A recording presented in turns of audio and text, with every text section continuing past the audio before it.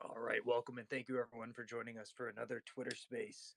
Today is, it's been another month, so it is November now, November 1st, 2022. And this is episode 68 of the ledgerscale Internet of Value Open Forum. Now, ledgerscale Foundation was founded with two goals in mind. One, we want to provide educational services to not only our community, but to the entire digital asset community, and to help scale up the number of brains that understand how distributed ledger technology works.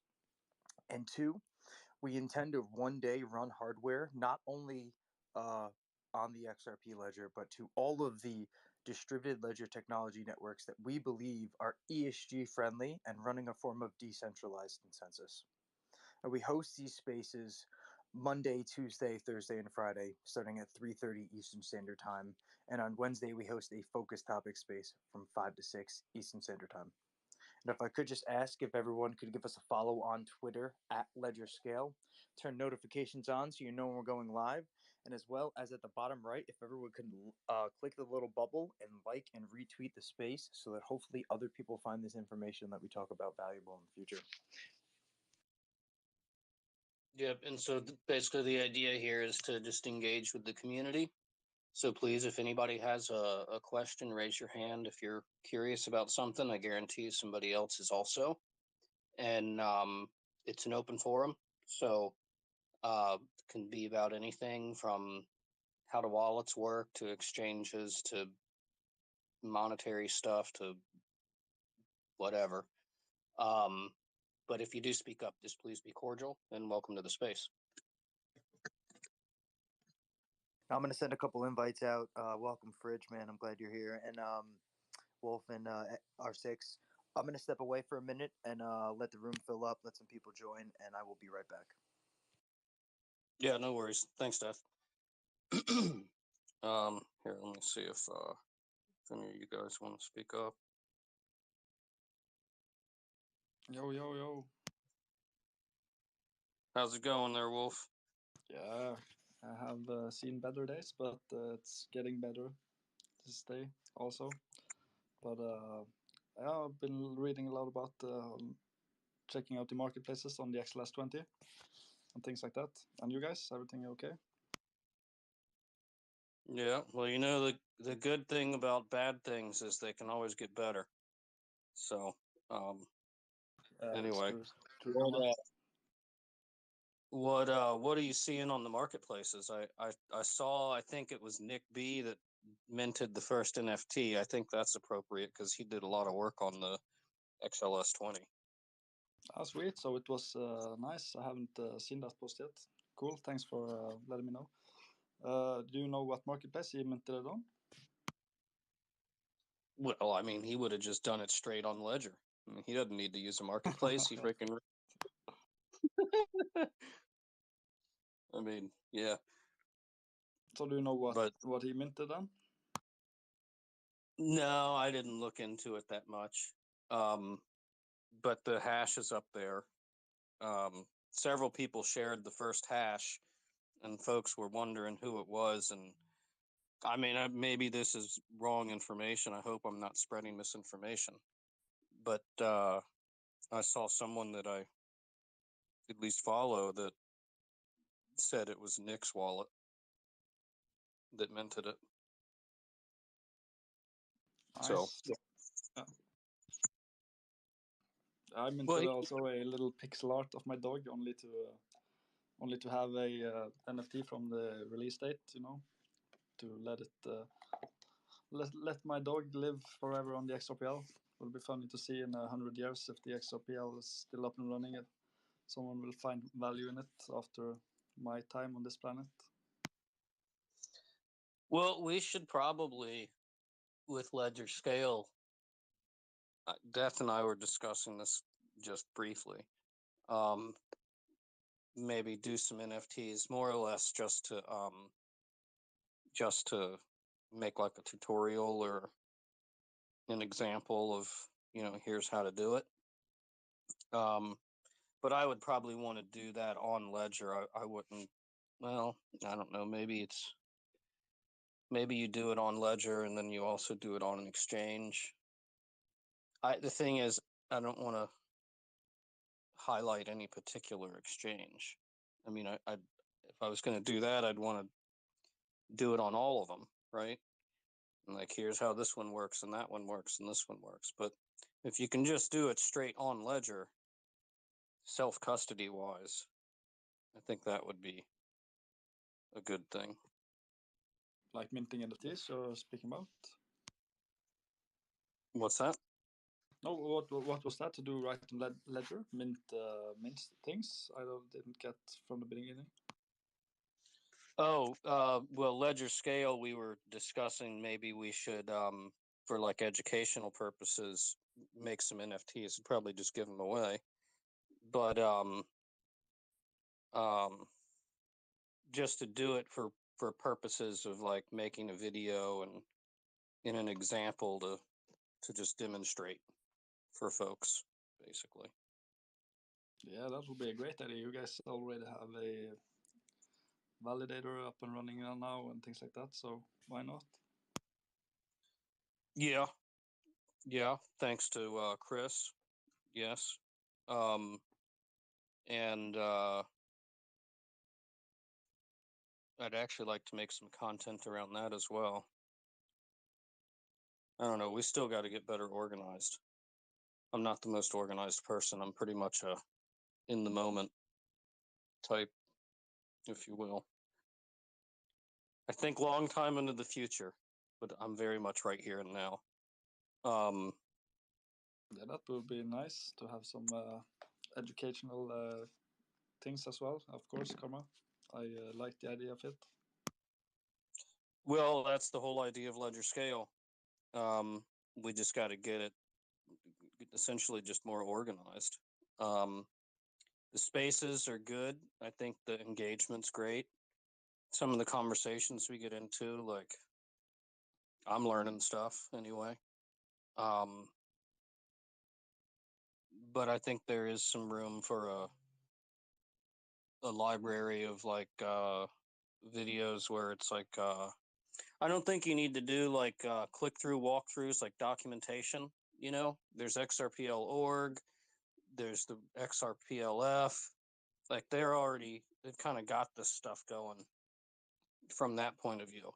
I think the continuous engagement with the community and maybe when you have a new feature like this, a video about that is reasonable. But I don't I'm not trying to why would you rewrite the document? Don't reinvent the wheel, right?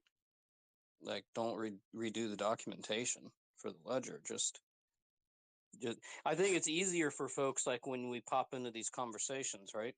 And there's a question about something and the thing is when you ask that question, you're focused on it. If you hit the I'm going to have to look that up later button, sometimes you don't even go look it up. And if you do go look it up, you forget why you were interested. Versus if you can ask a question in like a live conversation and someone tells you the answer, like, boom, it clicks, you got it. And so I think that's valuable.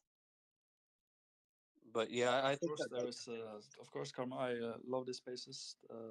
It's the best way to learn, if you ask me, because it's easy, as you say, to put things on your read list and things like that. And I don't even can count anymore how many tabs I have up and running on my browser. yeah, I do the same thing. And then sometimes I just hit the close browser button and like I guess I'm just gonna not read all that stuff.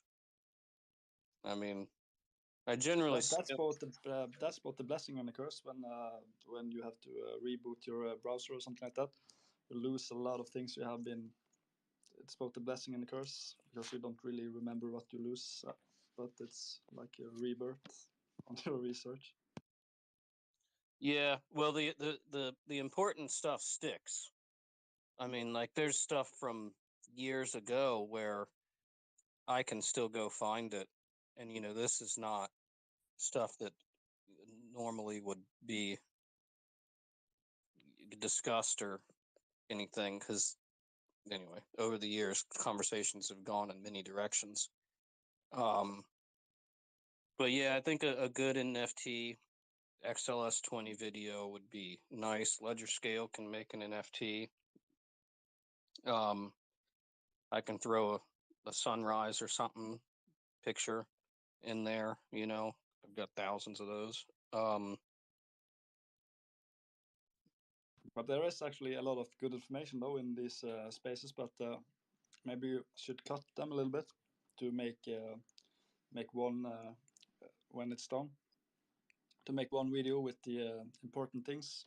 So if anyone in the future, as you always say, find value in it, that they don't have to listen to all the off-topic things as well. Yeah, we'd have to have somebody. I think there's a lot of Twitter does have the snippet tool, and I think that's very useful because sometimes these conversations will trail off and, quite honestly, not really talking about anything, right? Just kind of, but I think that humanizes the engagement, so that's okay. But there's other snippets where, like, there's been some things we've discussed where I'm listening to it and I'm like, dude, I'm pretty sure we just innovated something. Like, I don't think that's ever been discussed or thought of before. And like some of those snippets would be very nice if you had like somebody that could do the editing stuff, and just make clips, right? Because most people's attention span is what, 30 to 60 seconds, max 20 minutes, 15, 20 minutes. Like if you go past 15, 20 minutes, you got someone that's really interested in whatever is going on. I mean, think of like a this is going to sound like a weird analogy, but think of a date. If you're bored of some girl, like let's just go home. I'll drop you off, and I'm already over it, right? Versus if you're really interested, then you could talk for hours. So, but most people, particularly when they're learning, like look at the TED Talks. They have a 15 to 20-minute rule, and you got to be special to get 20. Most of them, they won't let you go over 15 minutes.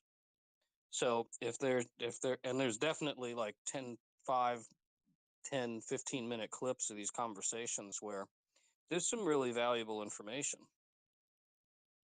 It's just there's a little bit of, I'll just call it human stuff interspersed around in between.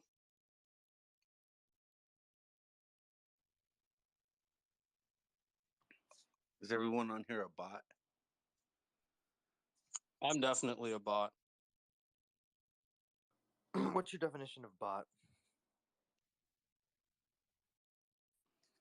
You have a set fixed program. Like it's fixed. You can't work outside of that. Wouldn't that make like most of the population NPCs?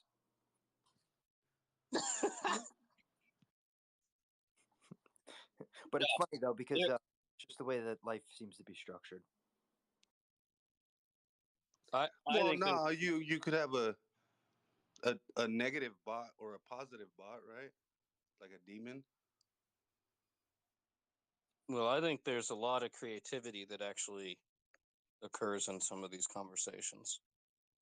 So, not every day, but often enough that it's it's nice to see. It's encouraging that folks are understanding things well enough to actually start being creative. And there's a lot of people building and working on projects that come into these spaces. I don't know how they find it, but that's okay. No, there are some accounts that I'm pretty sure are bots that do join the space, though. I don't know if they're just like recording a copy of the conversation. Or I don't know what the heck they're doing. But there's definitely a lot of machine learning. Seeing how people respond, also, right? Because the Shirley bot, I usually kick her when she joins, at least if I have the ability to. There's a couple of that are distinct that join a lot of the spaces, but yeah, a lot of machine learning. Well, AI. I mean, like sometimes bots too can be defined subliminally. Like a Christian can be labeled a bot, right? Depending on who the audience is. Maybe a Satanist is considered a bot, depending of, amongst of a chat full of Christians, right? The bots are evil, so that's what I meant. I mean, if you're just talking about like somebody that has a rigid mindset, no, I don't think you're going to find too much of that. Right. Here. They're, extreme right or extreme left. They're just bots. They're sheep. They're set in their ways. I would say, though, there are difference in um, ideals, right? Which are just basically the concepts that make up the decision making that your mind is able to do, right? And the actual actions or words that we create, right? Because all of the words that we use to define all of the maybe different characteristics or categories, those are words, those are things that we've created. But the ideals that live inside of us, that neurologically make the decisions subconsciously that we do every single day. I would say they're two separate things, in my opinion. And so, Yeah. with that being in mind, all of us could be bots, right? I mean, if you look at it from the characteristic of That's where I was going with it. yeah, I mean, right? I was talking in like future tense, right? In the present, like you know, Well, humanity in the future, but I we're think in the present, so we don't. A lot of people don't understand where we're headed. yeah, What I I Well, think meant. also I think with these spaces, like it's we don't necessarily. Well, I guess this is a yes and a no. There's not really a narrative, right? There's the Internet of Value narrative and focused on sort of improving the financial system. So in that sense, yes, there is a narrative, but it doesn't matter if we're talking about the network and the technology, the software, the hardware, the financial markets, the monetary system, I mean, there's all kinds of stuff that we discuss, and I think that's healthy and good. Um, I wouldn't have it any other way. If we were just sitting here like, shilling Bitcoin, then I wouldn't be interested in, that wouldn't be in. Why would I? I don't or insert XRP or Flare or anything. Like I don't want to just sit here and discuss like pitch because see at that point then I feel like I'm getting back into sales. I don't really want to be in sales anymore. Been there, done that. I'm happy to discuss the merits of financial aspects of things and technology and markets, but I feel like that's more intellectually stimulating. But to just sit there and because the salesperson ultimately repeats themselves again and again. Maybe they use different words each time, but the message is the same. That's not what we're doing here.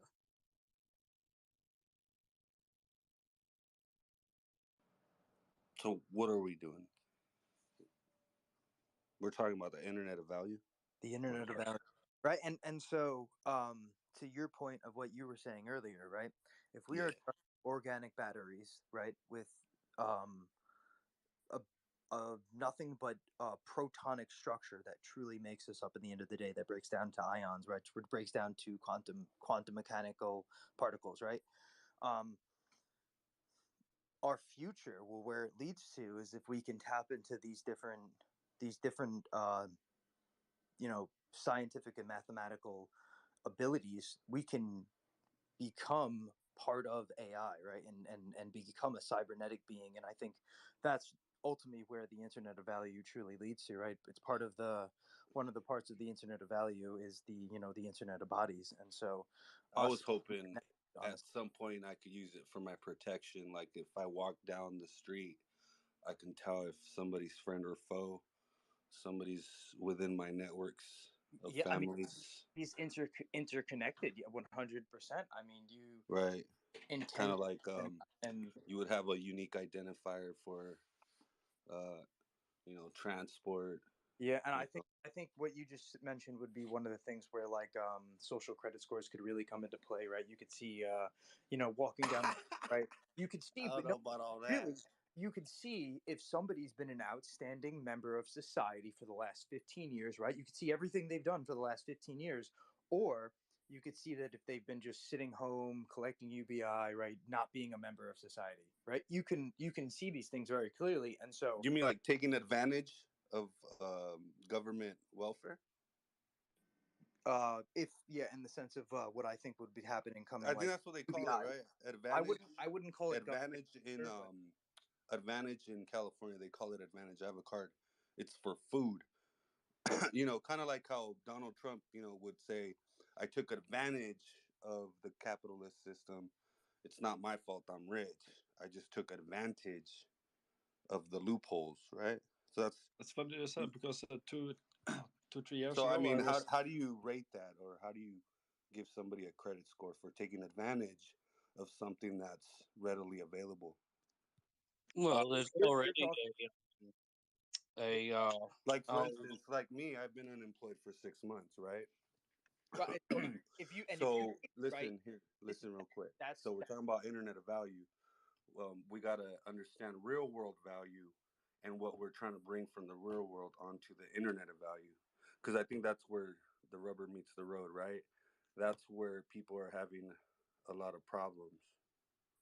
Is basically, what do we want to bring from the real world that we consider that's valuable or value into the internet of value, so well that way we can be that transparent, value is right? just an opinion, right? And so money's the tool, value is just an opinion, and so what we all So I'm saying, agree. who decides the credit score, and like ultimately you would have to validate someone's Well, it's not entire about life, not about having a right? sort of score, right? It's just about you being able to know, just like you said. How are you supposed to know if somebody's a dangerous member of society or somebody who's been productive and you could clearly see has done things for society, right?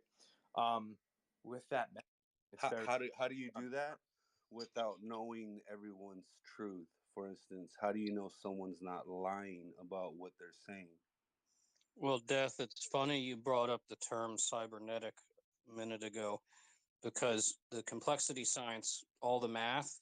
So I'm answering the question, believe it or not. I'm just taking the long route. The math behind complexity is ultimately rooted in cybernetics, which dates all the way back to the 40s. Um, and the way that a firm, well, all the social networks really, this is the math you use to manage and do like stuff with networks, like route, figure out what should be on your home page or what have you. And a big Right, portion. but that only tells you half the story. I mean, look, on cyber, I'm probably the demon, the biggest Satan known to man. But perhaps in real life, I'm like Jesus walking on water, right? You don't know. Well, I it's mean, about who you're connected, that's who you're connected with. Like if you're connected with, a bunch of CEOs and like whatever, or if you're connected with a bunch of say people in the events industry, um, then it's pretty easy for an algorithm to say, okay, this person probably knows some people that are CEOs in the event industry. So I should serve this ad to them, right? It's the ad targeting stuff is essentially like a social credit score. And then the Affirm is literally the name of the company. Affirm, which is another ex PayPal guy, Max Levchin, they essentially literally extend credit based on like who you're connected with, say on Facebook or LinkedIn, right? Because they can look at all the other people you're connected with, like birds of a feather flock together, this kind of thing, and they essentially judge you based on like who you're connected with, like what So I'm sort. connected to nobody, right? So how would you go about doing that? Well, this is a problem because like I'm not on Facebook, right? So like I wouldn't probably be able to use a firm. Uh, I'm not on there. Like I don't even have an account. So, and I'm just asking questions, not to be. I'm not trying to be a troll or nothing. I'm really asking questions because, for one, I'm probably trying to ask a question that somebody hasn't asked, or maybe I'm just trying to understand a little better as to what you're determining internet of value is, right? And what the problem is, I guess. Well, basically, internet of value. So think of all these ledgers, whether they're blockchain ledgers, bank ledgers, corporate ledgers, government ledgers, central bank ledgers, personal ledgers, because everybody actually has a ledger of your own. As long as you have money coming in and out of your life, you got a ledger. Whether you keep it and manage it is different. But connecting all of those, right?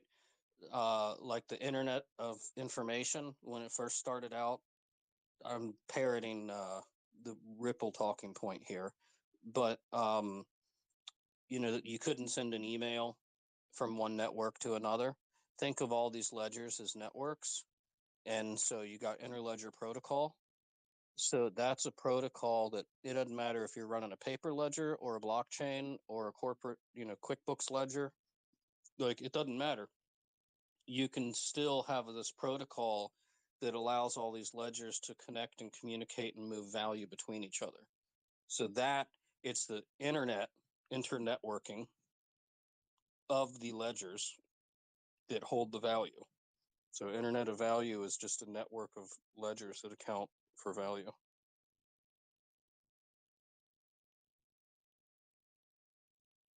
Also, Jetty, do you really think it's possible to take advantage of the governments on welfare these days anymore? So much that they have taken advantage of us. I was thinking the same earlier. Believe it or not, my old partner, the guy that screwed me, he was a contractor on the job where they redid the what do they call those cards? I think it's EBT cards. And then the other thing is Buffett has talked about this in regards to like a UBI, where in the States we already, this I don't know about Europe and stuff, but in the States there's something in the tax code called earned income tax credit. And so if you wanted to give people like a UBI, there's already laws on the books that you could do it. You would just have to raise the limit on the earned income tax credit. And I'm not sure that that's the. I have mixed opinions on that. I'll leave my opinions out of it. I think that could do some good. I'm also, if it ain't broke, don't fix it. But if it's broke, maybe you should look at fixing it. I'm not, there's a little bit of, I have some hesitation about, but there's a lot of people that I know, like if you just gave, if they had just like an extra, say, even $500 a month, or $1,000 a month, like just like I wouldn't make it to where you're gonna go buy a mansion on your UBI. Like get the hell out of here. But I mean, at least food. You're not because see the thing is, if you want to get the most productivity out of a population, then the when people are stressed out because they're not sure where they're going to get their next meal, they're not sure if they're going to get evicted, right? Their personal relationships fall apart money problems is one of the top two things that personal relationships fall apart over. So if you can alleviate just a little bit of that, then all these people will be more productive. The economy will hum along better. The government would get more tax revenue because it's an economic tax system's an economic based system. So if the economy's doing better, the government gets more income. If the economy's doing worse, the government gets less income. So it's in the government's uh, advantage or incentive structure to actually help build and facilitate a really good, strong economy. And an economy is made up of a bunch of people. But if you got a bunch of stressed out people that are having all kinds of life issues and this and that, then they're not being as productive as they otherwise could be. Maybe they're still being productive enough to get by, but if just a little bit of, it's a tipping the balance kind of thing is the way I would think of it. You're not going to give people like a, here's $100,000 a year. Like get out of here. But Define life issues. Government and government induced, or individually induced. By the person themselves. well, the thing is with, oh God, I should look this up before I start talking about it. I'm pretty sure, and I'm not a CPA or anything, just to be clear. For instance, if somebody is having social issues, right, because of COVID, right, COVID-19, or because of something the government implemented, um, you know, Oh yeah, a at lot of that people. point, who do you pass the blame on, the individual or the government, and Well, how do you repair that trust I once don't it's really. lost? The government is just people, right? And those people are chosen by the people, right? And so, like, it's yes, Uh, are they though? I mean, the conspiracies out there. I know nobody wants to talk about conspiracies, but the conspiracies out there that elections are a fraud. They're not even. you'd be surprised. There may be some problems with the way that they do ballot casting and ballot voting for sure in the system, but unfortunately, a very very large portion of the younger generations of our country do not ever vote, and so that's probably played a large role into it too. But even if they did vote it, it's rigged from the get go with the algorithms within the proprietary software I that they wouldn't use say to the vote vote. I wouldn't. vote with, right? Right, and unfortunately, politics does play a role in the side of the internet of value, and we don't really like to talk politics. Of course it does, because But if you have the Securities Exchange yeah, Commission, right, which is a but political government arm of the financial industry, right, but to say voting that's willing its ends power.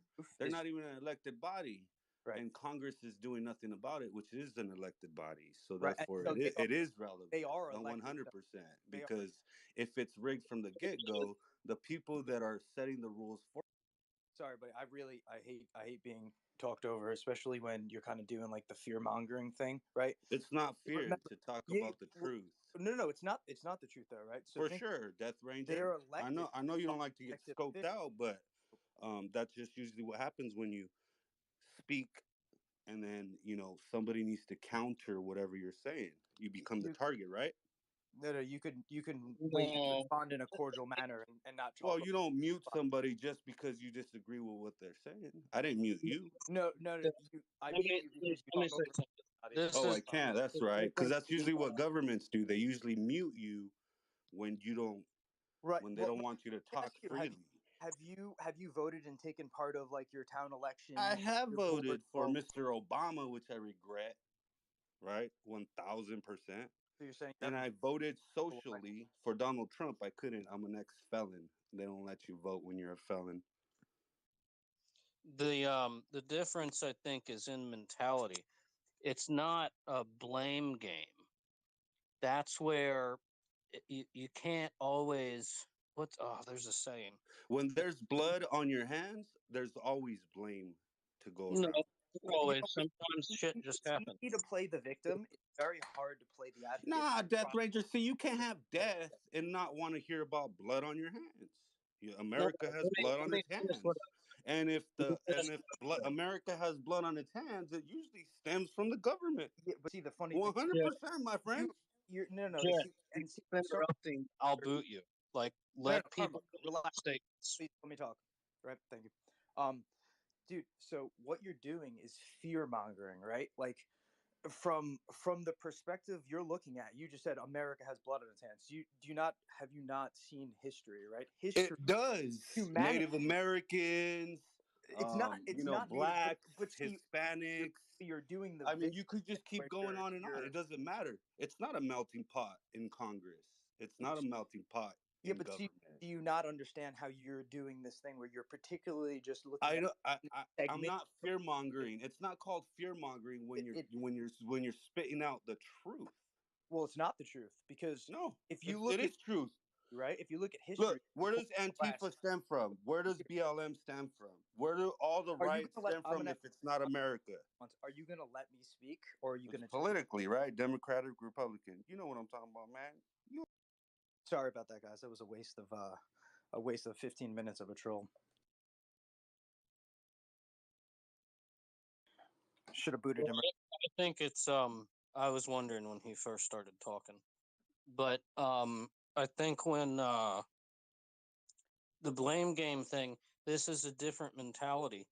Because if you're always blaming like sometimes, there's just a hurricane, right? It's no one to blame. It's just just things happen in life, right? Well, no, I have a firm belief. I mean, not to say blame, but right, but every step you make, every decision you make, is the reason you are in the position you are in at that moment. And so, um, not to say that right, the hurricane doesn't come, but you could have seen the signs of the hurricane coming and made a decision on what to do. And so, this is where I kind of get like that's like whenever you play the blame game, right? It's just playing the victim. And we as humanity, as a species, we need to not do that. We need to push forward. I feel like and work together to change things, not to dwell on the past and try and destroy things because of it. Yeah, there's nothing. There's nothing. There's nothing prideful about victimhood except for overcoming it. Like the hurricane example. If a hurricane blows your house down, you got a choice to sit there and whine about it, or pick up the pieces and just move forward.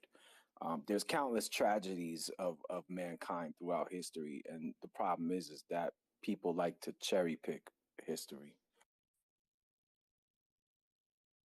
I would have let him keep going, right? Because I like people's opinions and perspectives, especially when they're like daunting and trying to almost like persuade you to believe what they believe because they think it's the only path. And if you would have just not overtalked us the entire time, I would have let him stay. I mean, there's no reason. But as Karma says at the beginning of the space, if you're not cordial, that's a boot. Yeah, I mean, like we said in the beginning of this particular space, we're not here to discuss a narrative. I mean, if people have conflicting views and they want to discuss it in an adult manner and hear each other out, then cool. I don't agree with some people that come in here. That's fine. It's totally fine. It's a good thing, actually. I think it's healthy. Like, uh, yeah, I don't. But yeah, be cordial. Let the other guy make his point. If his point sucks, well, fine.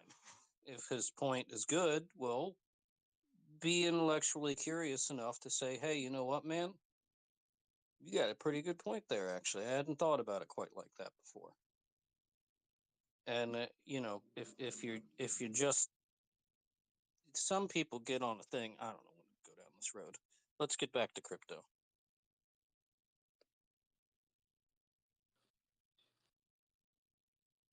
It was What were you on crypto about before the tangent? We were talking about maybe doing some NFTs for ledgerscale with XLS20 and doing a video, and then we were talking about the various exchanges, or not exchanges, I guess they're called galleries now. for the NFT world, and the difference between like minting straight on Ledger, like self custody wise, versus minting through like a gallery. By the way, what is the process of minting self custody wise, Karma? Is it a lot of stress? It's definitely not the easiest thing. You need to be a little dev friendly. However, I think Bex, if I'm not mistaken, I'm gonna try and send her an invite. I think she's building a tool to help people do it if they want to do it. Sweet. It would be cool if we had some tools directly in the Zoom wallet. Do you think that will be the case in near future, Death? Yeah, I mean, I guess it's a possibility. The question would be why, right? Because if you do self mint, you're going to be responsible for the storage location. So, like, if you use IPFS, right, it's on you if that image ever gets taken down on the internet, or if you do it on your own server. When you use a marketplace, you at least don't have to worry about that. And as long as you feel like the marketplace is, going to stay up, right, you should be okay. So, um, yeah, I pluses and minuses for it, I would say. Yeah, sure. Of course, you have to keep in mind the storage as well. Thanks for that, Death. Hey, Death and Karma and whoever else has an opinion on this. I was in a space earlier with Too Cold, and they were talking about like the current state of the NFT space, um, and like the drama like surrounding it on launch day.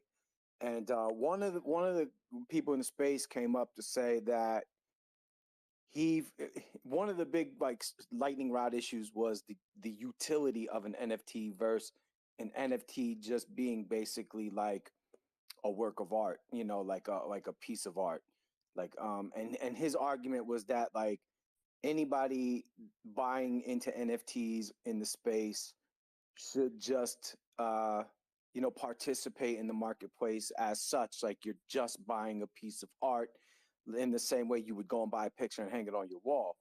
And he was kind of like on a tangent about how people are demanding utility baked into NFTs, and he doesn't think it's a good thing. And I personally think that like if you're trying to like kind of narrow the NFT use case down to just art, as a way to trade art, create art, and sell art, like you're really limiting the use case of the NFT. And I don't even think the blockchain, I don't even think it's an ideal platform to do that as of right now. Um, and he was also bitching about like how people are using the NFT just as like a speculative asset to make money, which I know a bunch of people don't agree with that either. But I just wanted your opinion on that. I missed the first like 30 seconds of it. I'm so sorry. I had a call. Who was it that you said had this opinion? It was Too Cold? No, no, no. It was somebody in Too Cold Space. I don't remember his name.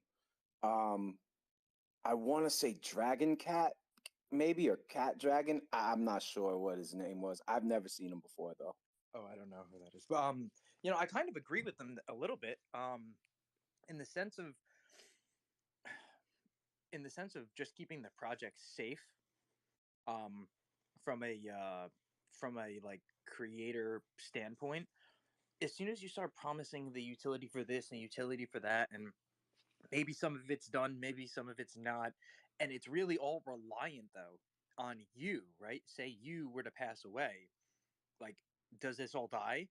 I said it's very easy to look at it as a security, in my opinion. And so it's much safer to just sell the art, um, to not promise utility, to not promise anything in the future, right? You're just selling a single product. You buy my, you buy my product today, and that is final. There's no refunds. There's no communication afterwards.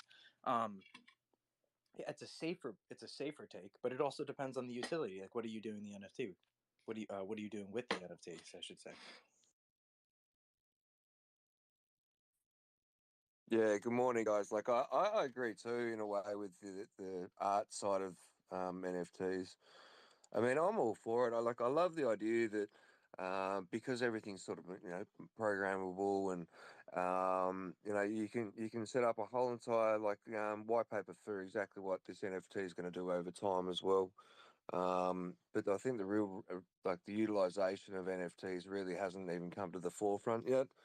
And once that does happen, I mean that's going to be just huge. But it's not going to be attached to what we see now as the NFT space. So it's almost going to be like a degenerative roll into what NFTs will be like, because they're not going to be as fun anymore. I mean, okay, they're still going to be able to do heaps of cool shit, but that's only for us geeks that are actually going to sort of enjoy that as well. So, I mean, there's still going to be pictures of, happy, smiley cats that can, maybe, I don't know, as soon as you get close to your house, you can touch your cat and suddenly it will start your coffee machine for you before you get home. Like, I mean, there's all these different options, but unfortunately, yeah, I agree with his way of thought, but it's good to be able to get people involved in it as well. So, anyway, that's just my bits. I've only just woken up. Sorry, I got here late. Well, Yeah, I think the DJs carry the NFT space though, right? So it's kind of like he's saying, like what he was saying was, why should I now have to learn how to incorporate utility into my project, whereas before it was just, I'm an artist, take my art for what it is, and if you like it, buy it, right? I get that, but I also don't. You're also trying to shove the square peg into a round hole when you're asking a degen just to buy your art for what it is. If he likes it, that's one thing. But the degens coming into the NFT space, they're trying to make money. Uh, And I think that's where the disconnect is. how did this word become popular, Degen? And Karma, you unmute. Yeah, it's just, yeah, it's like a degenerate gambler, I guess. I know, but it's just how it's just so, we do this thing as humans, right? We create these like acronyms or these easier words to say to describe something else, but it's like it's actually describing something really bad, but everyone's like, "Yeah, I'm a degen." But no, that's not a good thing, Jimmy. Like, no. Yeah, I agree 100%. It's become romanticized, and it's absolutely something nobody should aspire to do. Yeah, no, I apologize for using that wording. I actually put it in No, but you're the right way though. that You're 100% right though. yeah. Yeah, the way I see DGen in my head is more like, you look at the mainstream of human nature at this present moment, and not many people are actually in this space. So, and I'm not saying that what we're in is counterculture by any means, because obviously, we're looking at, it's not counter, it's plus culture. Like, we're trying to be able to actually change things here. So, it's just funny that, the mainstream people won't understand what we talk about and what we're doing, and they probably won't for a long time either.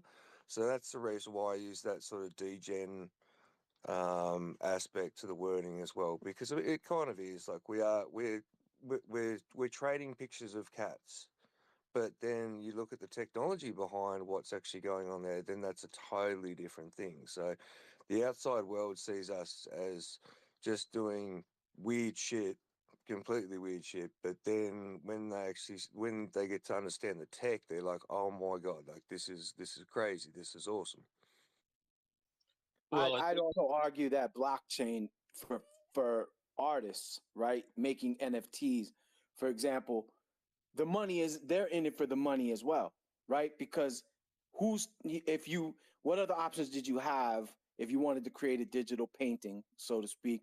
You could sell it on Fiverr, right, for like $5, like that, and persons like, I don't think my work is worth $5.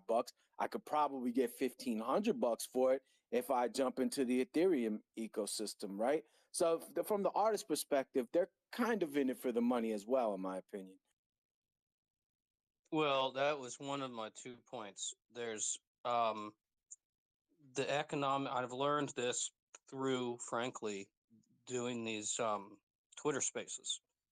But the economics that like I don't think it's after I'm learning. I don't think it's well, it should almost be expected that you have this kind of starving artist meme, because they don't get to make any money off their work. And they don't. And so with XLS20, you got royalties. And I think this is a very significant thing. I mean, the whole reason you get into the insurance business is essentially for the residuals, which are effectively royalties.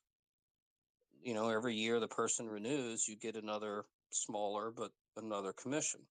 So you build up a book of business, and now you got yourself a solid, steady income. Life's good, right? You go on about living your life and doing stuff with the kids, go on vacation, whatever you want to do. And artists have never had that. And not only that, but the ability that the technology enables the artists to, if they want to take the time to learn how to mint their own NFT art. And I'm just talking art. I'm going to switch to a different thing in a second.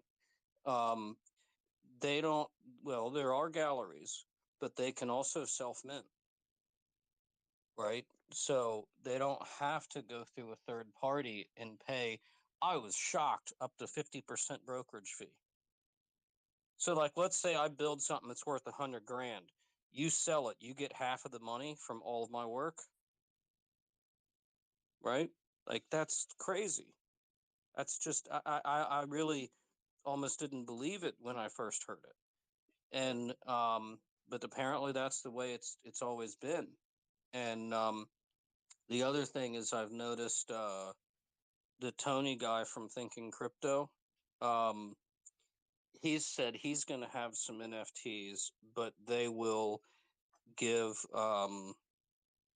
access to like private content or even his own personal time, like maybe like an hour one-on-one conversation with him. And so that's a different type of utility that that I've heard of for NFTs. And then, you know, obviously there's real estate and I guess carbon credits, and there's going to be all kinds of things that only exist once. IDs, like this should be only one you, right? That's an NFT. Um, you know, car titles. Um, there's going to be. It's not just art. Yeah, and that's why I don't have like an issue with people demanding utility out of these projects, because it's like, okay, a picture is nice, but you want to push the progression. Yeah, that's going to take time, man.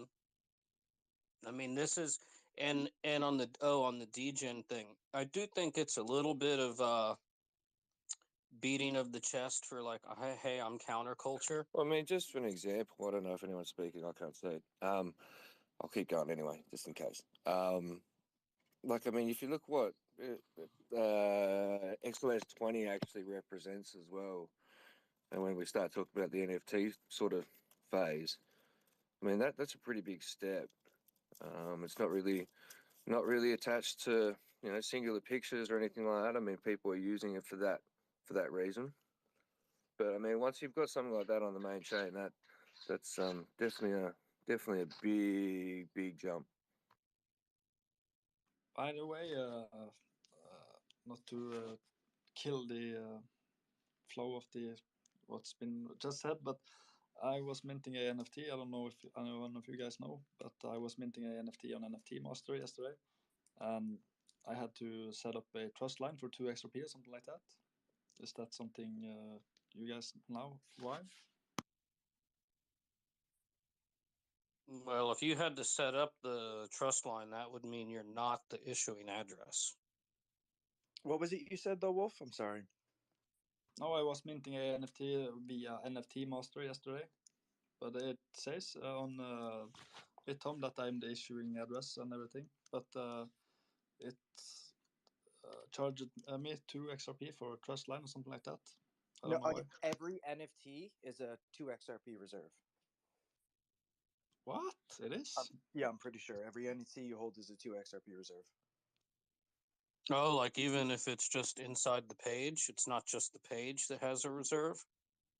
Yeah, it's the actual account wallet. So it's you can't create one collection, for example, only for 2 XRP. You have to set up 2 XRP each image anyway inside a collection. So if it's a collection of 10 pictures, you will be charged 20 XRP then. Not that you're charged it, but it's just taken up as a reserve in the account. Um, I I think that's why if when you do the mint, right? If you were minting from another project, um, you're I don't think they technically minted it. You minted the NFT on the spot, so they don't have to hold a reserve. I'm not 100% sure. Let me get Bet in here. Let me see if he's available. He knows a little bit better. Yeah, I think. Uh, I figured the page, because the page is an object on the network or on the database, so that should have a reserve, right? Because that creates load. But I didn't think the individual NFTs inside of the page required a reserve. It could just be, you said you're doing it through a gallery service, right? Yeah, I did it through nftmasters.com. It could be an internal policy for them. I don't. No, I'm pretty sure, Karma. I think it's basically just the trust line. And once you've got that set up through, whether it be that page or that gallery or whichever, I'm pretty sure you got that set after that point. So But Yeah, if you're okay. So it's only for the issuer. So It might actually be, Alex. You might be right. It might be per NFT collection or per issuer ID. Technically, yeah, it's like a trust line. yeah, you've got to create that trust line between you and that counterparty because obviously you're signing off that transaction. So, um, if you buy one NFT out of, you buy 50,000 NFTs, but you buy one out of each collection, obviously you're going to be paying a shitload in trust lines. But once they're set, I mean, you're verified and that trust line's ready to go. Nice, cool. Thanks so much, Alex, for clearing that up. Is the trust line just essentially to the page? Because the page would almost be like how do you say that? The issued asset, like how you would trust, like if I issued dollars and euros, you would have one trust line for the dollars and one for the euros. Oh yeah, you are right. Every NFT page. Yep. Vet just gave me the message.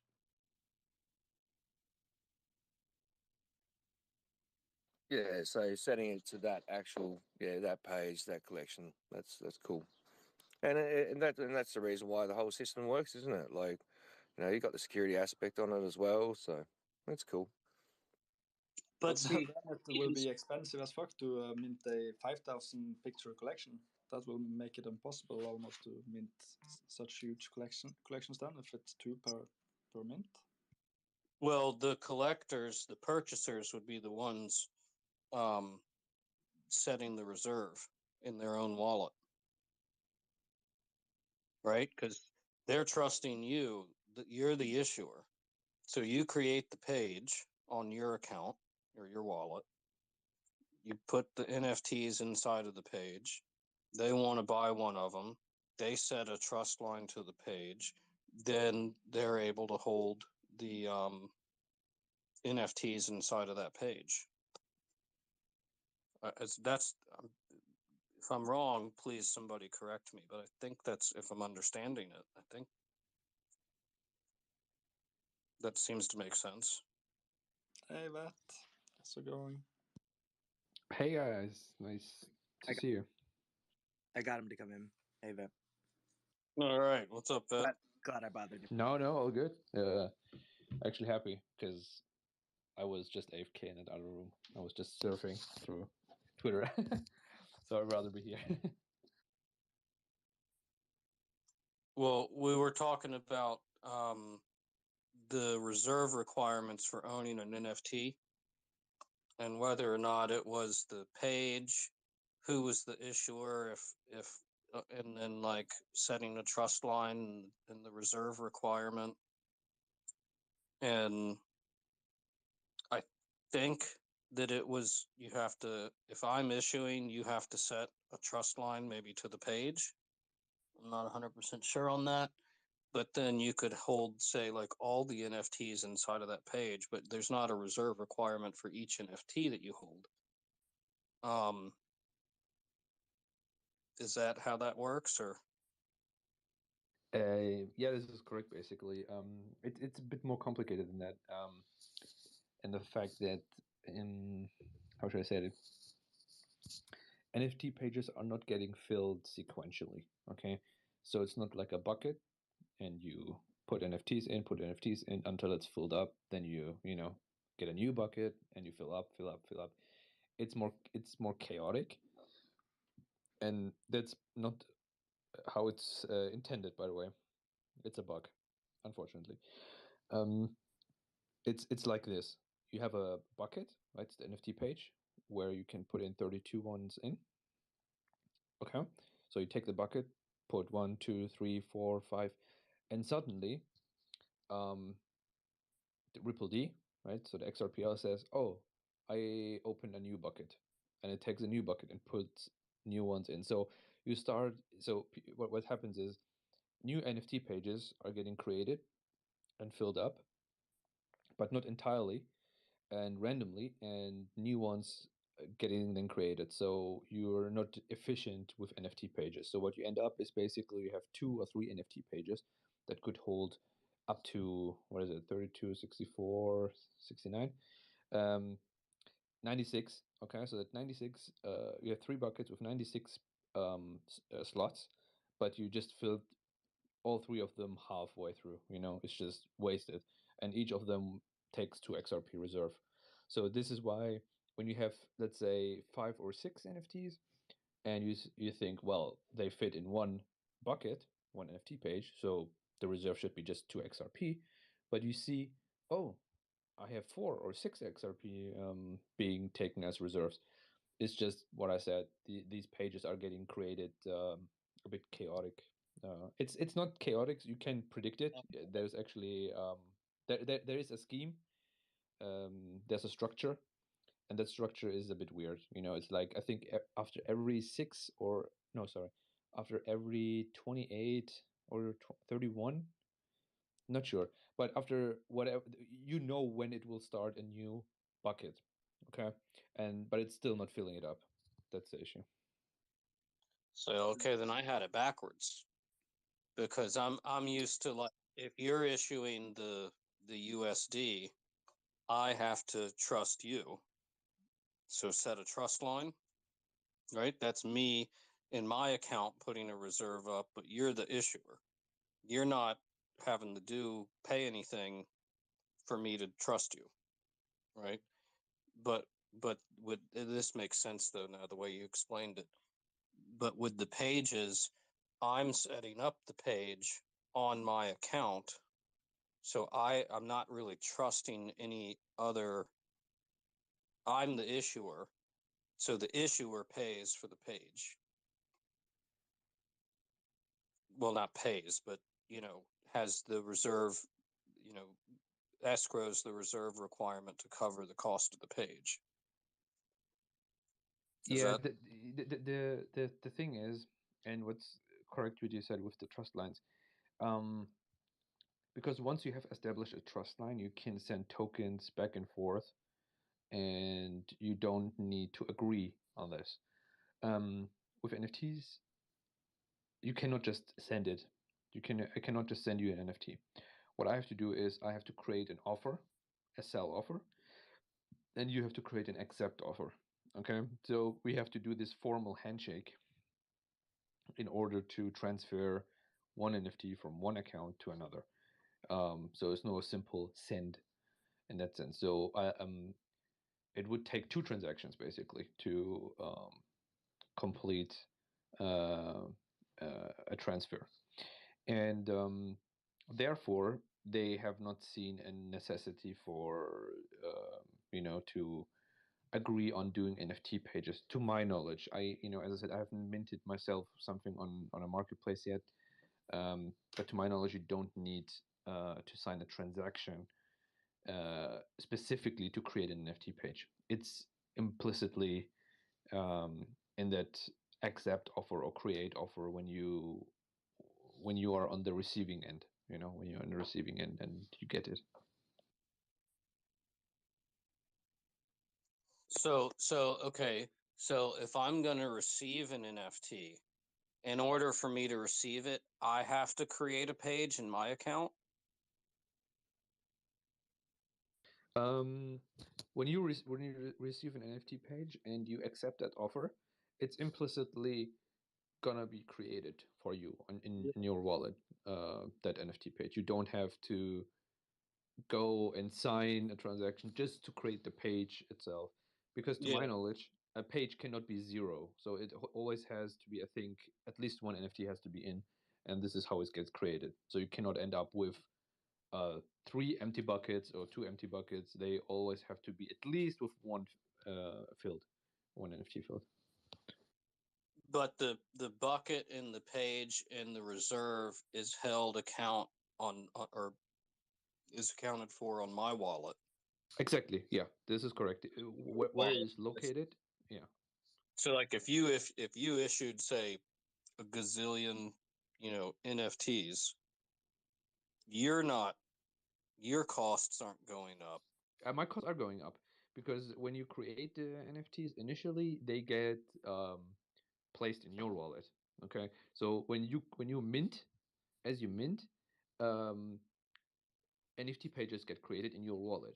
Okay, because they suddenly appear in your wallet, and your wallet thinks, oh, this is an NFT object. I need pages or buckets, NFT pages to store them in, and then starts to create pages to store your ongoing mint. So what happens is, obviously, if you mint 10,000 NFTs, which is a common collection size, um, you would need, I think, around 500 or 600 XRP, okay, as a reserve, just to hold all these 10K. This sounds a lot, is actually reasonable, right, for 10,000. If you would end up not having these, okay, what you could do is, you mint 1,000, and then you send them out, and then you mint another 1,000, and you send them out. So you do it batches. So yeah. That was going to be my next question. As you unload the inventory, you can get rid of the pages, and the reserve requirement is released back to your wallet. Is that the case? Exactly. They get what is it called? Uh, I don't know, opened up or something. The reserve gets locked, unlocked, and you get it back. Yeah. That was Well, this. I'm This surprised book we we're haven't talking about discussed last this night? before. I'm sorry. Go ahead, Karma.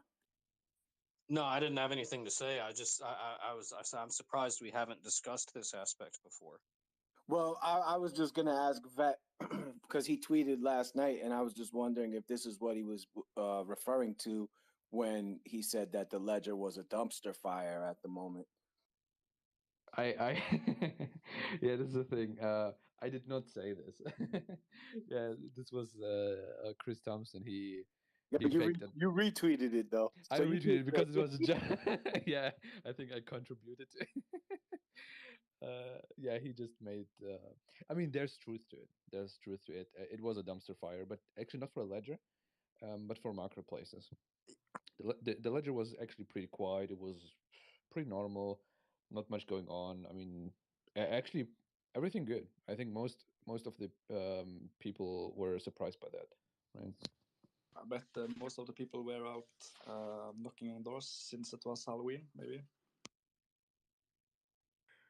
Yeah, I Yeah, mean, the marketplaces weren't working to begin with. I think that's the biggest problem is like they were just sending non-funded transactions to the ledger. So it was like just like and then yeah, and their marketplaces weren't working in general. So it wasn't like exactly.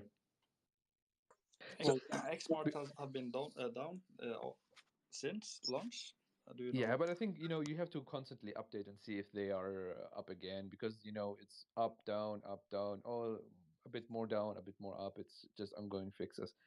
What I want to say is, most marketplaces, they are the gateway to for the ordinary folks, for the normies, and just for everyday persons, for general public to mint on the XRPL. So when they are down, nobody is really minting something because there are just very few people who would do this on their own with some code or something, right? I mean, generally speaking, people would do it on marketplaces. So it was very clear when marketplaces are down, we will not see significant load on the ledger because they have no way, so to speak, to mint if these marketplaces are down. Which is somebody was saying yesterday, and I don't know how to validate this, but whichever marketplace they were using was limiting the flow of minting to like, I think, what they say, like 30 a minute or something. That's Zum itself. If you don't notify Weetsy before you go to mint, they'll rate limit you to 30 transactions. I think it was.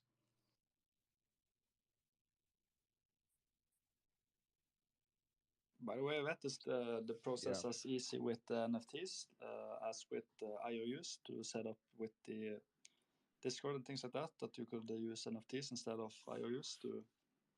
Oh yeah, different yeah. things. Actually, yeah. Are you in our Discord, by the way?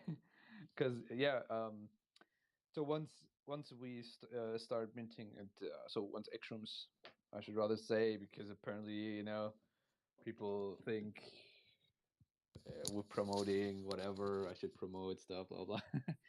But so with Xrooms, once they start minting, you will be able to go to Discord and to verify your NFT with the bot, and you gonna be getting a badge or a role or something, and what else we have to see, right? But it's just that, and as well once so everybody who mints will be snapshotted by Jabzy, and he wants to reward these people who initially just minted, even though if you sell afterwards or whatever you do, it's just for these people who stick around for so long, and these people who get snapshotted, they will always be on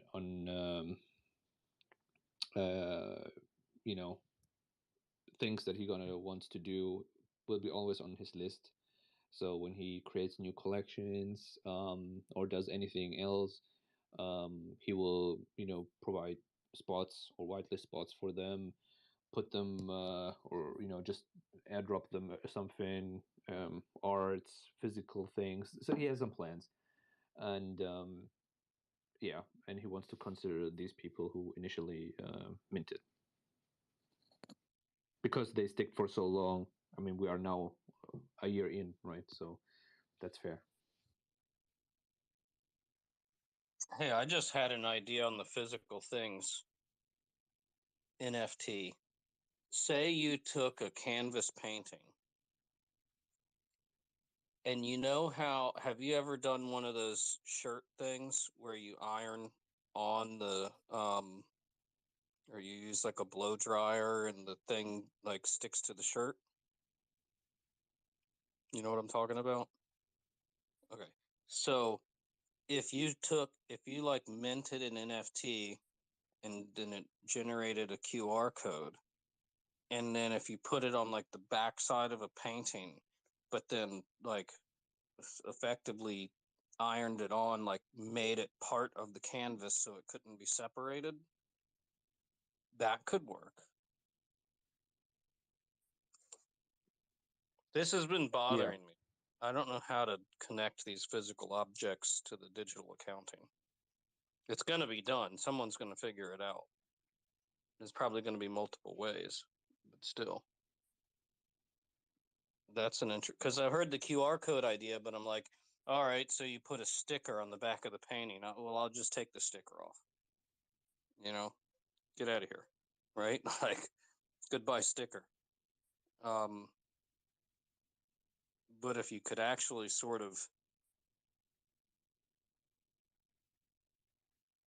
Yeah, like that's actually a good idea, because if you did that, like I think it's called the heat transfer, like decal or something like that, If you were to go and try to take it off the painting, you ruin it. So,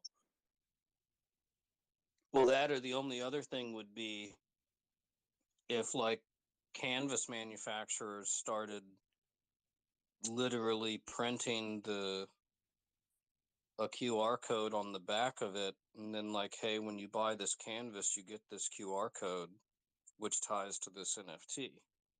And you can't take the QR code off at this point. It's printed onto the canvas. That could work.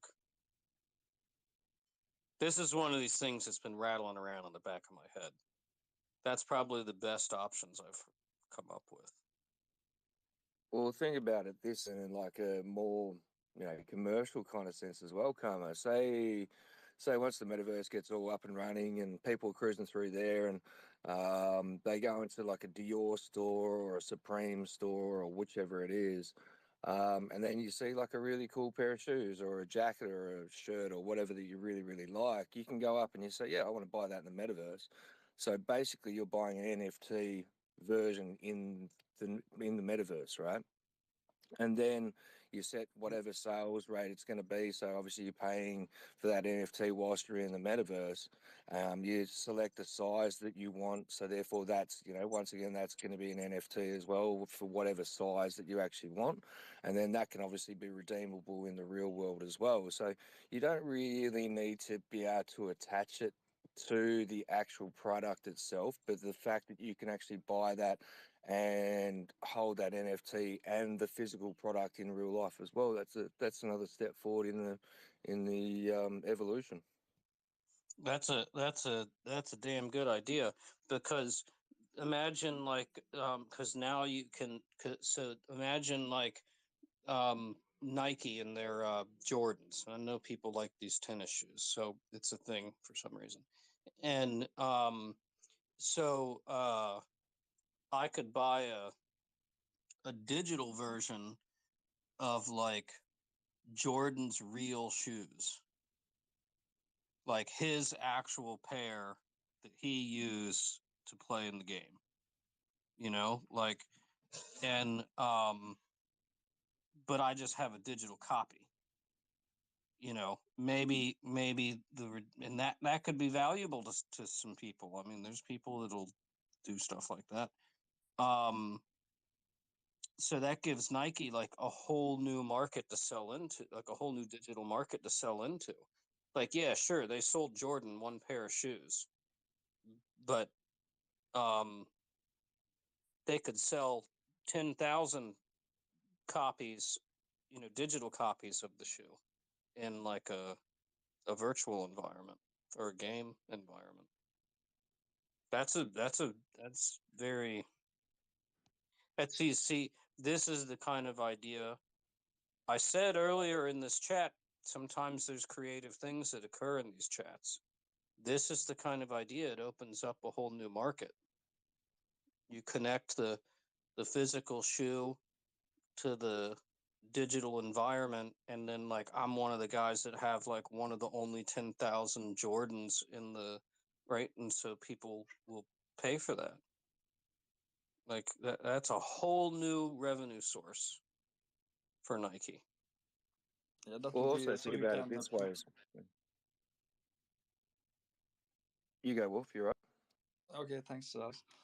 Yeah, because then you can prevent copying expensive brands, things, and things like that come out. But if you have a NFT and that follows the real product, but I was thinking, since that will be maybe a lot used in the future, is it possible to issue a NFT that is tappable? For example, say if you buy a pair of shoes and it follows with it a NFT that shows how the shoes looks, and if you tap the picture, you get a QR code, for example, so you don't have to ruin the picture with the QR code on it. Is that possible, or do you have to issue it like a visual NFT that you see the pair of shoes and maybe after 10 seconds it comes a QR code and it vanishes again? Or is it possible to make tappable NFTs that have two pictures in it in the future, maybe? Well, maybe think about it in this kind of direction, Wolf. Like, Obviously you're going to get, there's a certain amount of, like, bring it back to, Jordans or whatever. There's a certain amount they're going to make for that run of that shoe or whichever it's going to be. So you go to the Nike store, you go and buy a pair of shoes, and at the moment you just get a receipt for that, and it says that you've bought this pair of shoes. It doesn't really outline what number out of that collection, or is that actually part of that collection. You're still putting the onus back onto Nike to be able to sort of say, okay, well, these are real shoes. So then you can go and get those shoes verified after that point. So you can get your little tag on the side of it to be able to say that that's all good to go. But with the integration of NFTs as well, when it comes to the digitization of basically everything financial, there's no reason why in the future, when you go to an accredited store and they have an accredited product, that the actual NFT is a much more simple thing on your receipt to be able to sort of say, yeah, you've actually bought one of these out of this collection, so therefore there should be no real need to be able to verify that.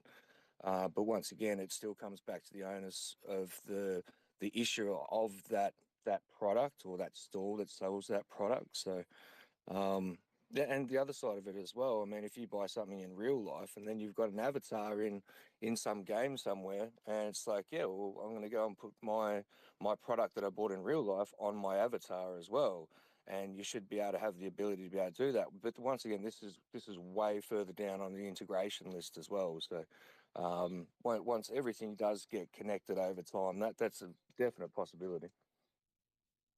How about like the secondary market? Like I see like NFTs being real useful for somebody like a reselling platform, or even like an authentication platform like Reverb, for example, like where it's like a secondary marketplace for used musical instruments.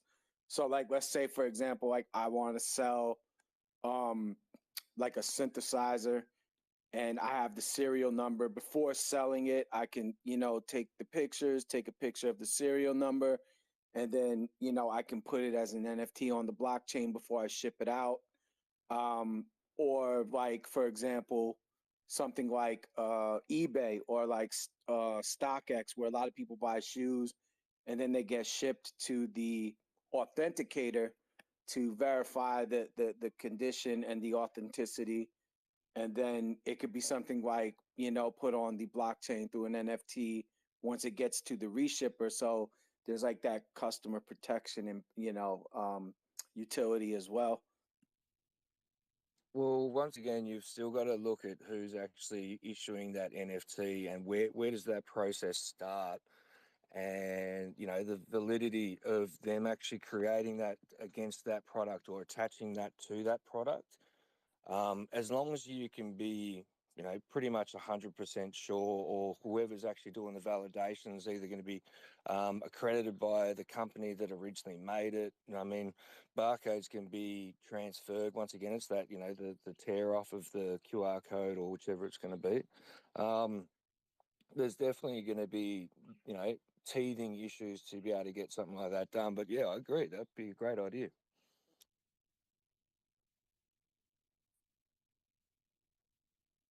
The other thing you said gave me another idea. The let's say I've got a digital and I'm just going to stick with the Jordans to keep the analogy consistent.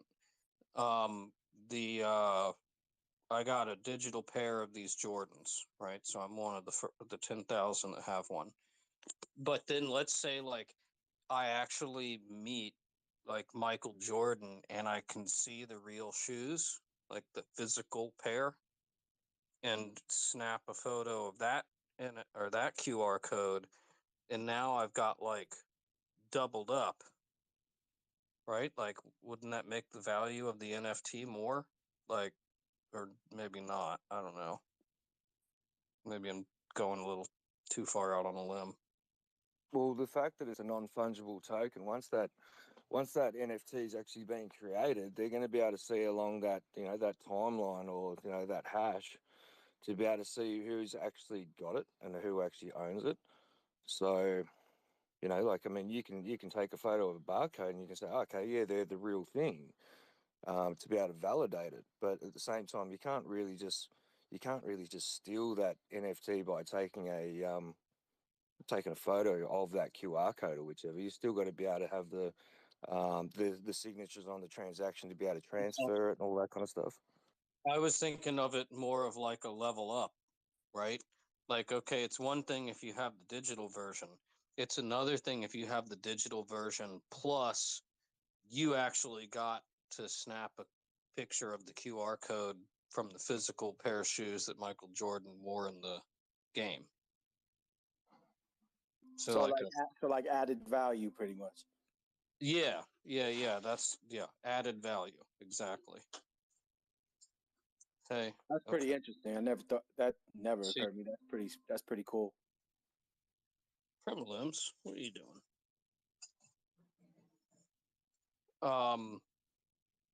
Yeah, like an added value thing. Like there might be 10,000 of these Jordans, but maybe only like one or two people have actually like been in the physical presence enough to snap a QR code and been allowed to do that. It's almost like a validation, like a upgrade type of thing, if that makes any sense. And the other thing I was thinking, you were saying something a minute ago, and I was thinking, because I think supply chain is an obvious supply chain, blockchain, chain of title. There's a pattern here. But food could be great for NFTs, right? Like, here's some grapes. Here's the supply chain they came through. The NFT tracks each hop through the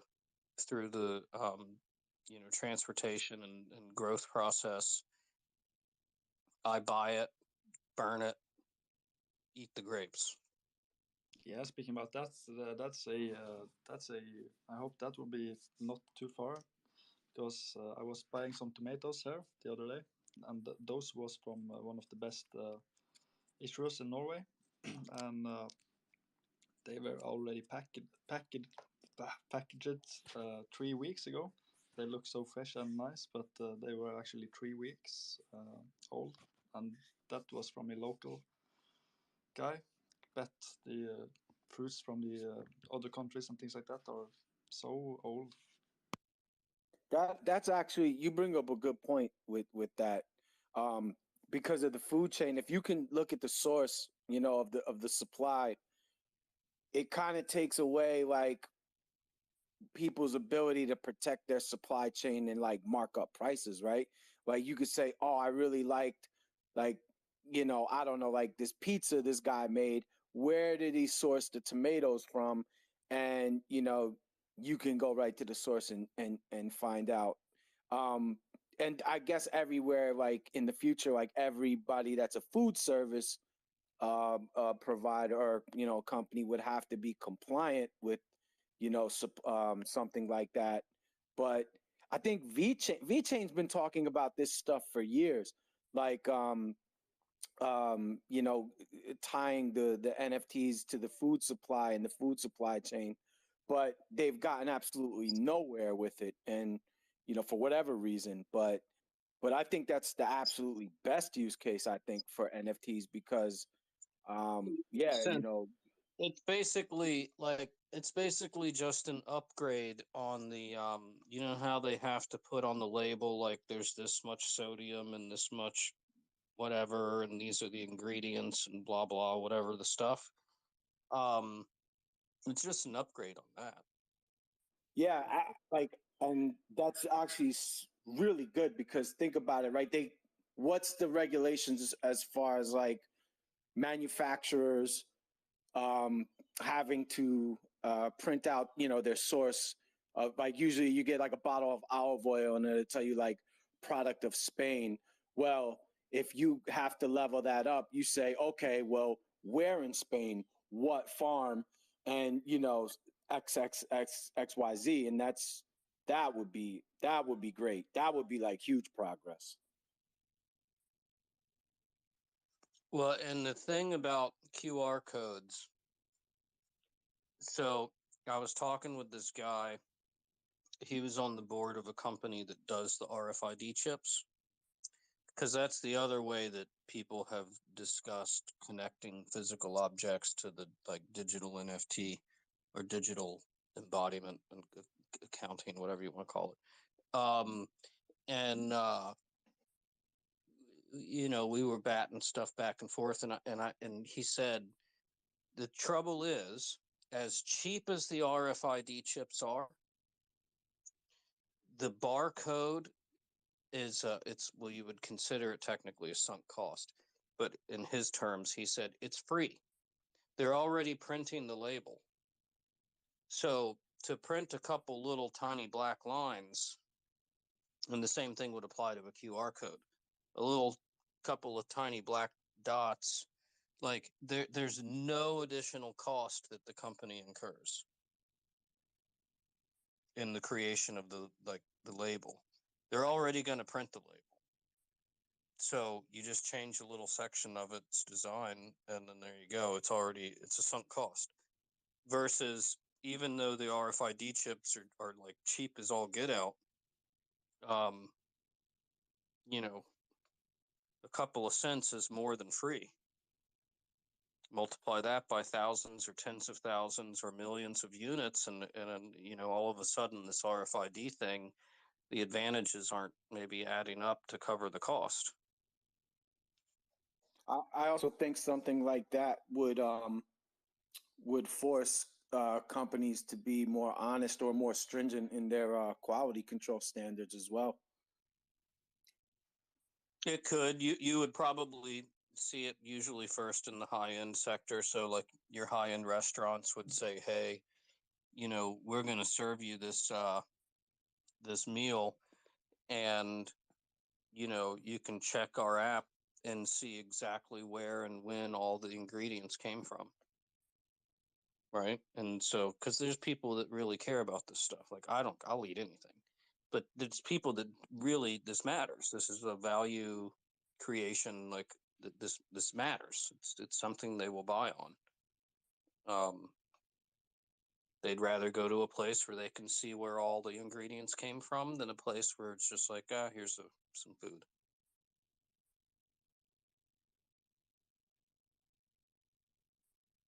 Yeah, I do. Like, I mean, everyone's got their own views on HBAR and how that whole thing's working out, but on their cost structure for, you know, their NFTs and et cetera, it's the cost structure on that I can still see as a really good way to be able to track, identify, and like basically label things as well. So as we're talking about, like, you know, identifying, you know, everyday items for whatever they're supposed to be, whatever their value. Obviously, you know, the XRPL has got its own direction of what, you know, they're looking to be able to use it for, and I'm pretty sure at some point it's going to get like quite expensive to be able to set these things up, even if it isn't just a, you know, we're 2XRP to be able to have that trust line set. So I do think that a couple other digital companies out there might have an advantage in different sectors just because they're minting rates as well. So, Well, it's more of a page set, but I think that you would want to do this kind of thing on a side chain. If you were going to use Ripple D, you don't, I mean, you can use other networks. There's going to be networks that specialize in these things. Like, I think VeChain is kind of trying to focus on the supply chain stuff. They might build the better system for that. So then just use that. Then you connect the two through interledger protocol. So you got your chain that does your supply chain management, and you got your chain that does your settlement of funds, payments, whatever.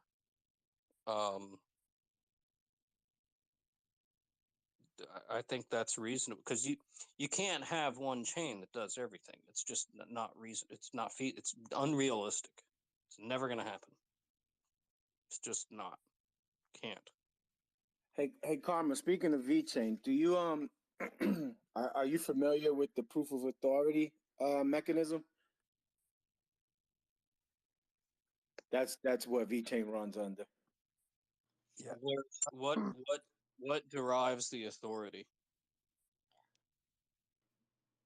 Basically, the VThor gas gives authority to you to be able to transact on the network. And so, two different tokens. One is the native token of the network that is transacted. The other one acts as the gas.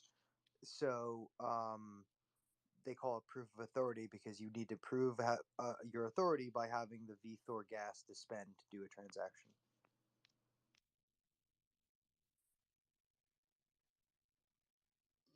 Why is there two tokens, and how is no? I've not looked into VeChain, so I'm going to sound like an idiot here. Why is there two tokens, and how is like paying a gas fee different than paying like an XRP token, like burning a transaction fee? It is a transaction fee, but instead of paying in the native token, you pay in VThor, which is basically the gas token of the network. And the only way to get VThor was by holding VeChain and staking it on the network, or basically just essentially holding it, right? And you would get VThor for just doing so, and so you would be rewarded the gas token of the network. Isn't that a security though? Doesn't that make it a security? Well, listen. When you go to VeChain, I mean, there's this particular like Sunny Liu, right, which is the only guy's name that you really know, right, behind the project, um, who is the sole proprietor of VeChain. So yeah, is it easily probably looked at as a security? Yeah, but I'd say that's the least of the worries that I at least have when I look at that blockchain particularly. Hold on, Death. I'm not sure I followed that last segment of what you said. The Okay, so you got token A and token B. What does token A do, and what does token B do? Token A is the native token of the blockchain.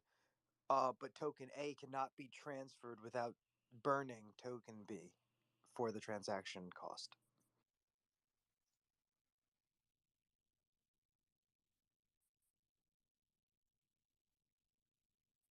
And then you had another statement where you said, "How do you only can get token B if you have token A?" Is that what you Exactly. said? Or Exactly. Yeah. You receive token B over a period of time by holding token A. You could also go out and purchase it. I mean, now you can at least. When it first launched, I don't think you could, but yeah. that's like a Yeah, and they call it this proof of. bite my tongue because I don't want to say something bad, but that's like a I'll just call it like a goofy form of staking.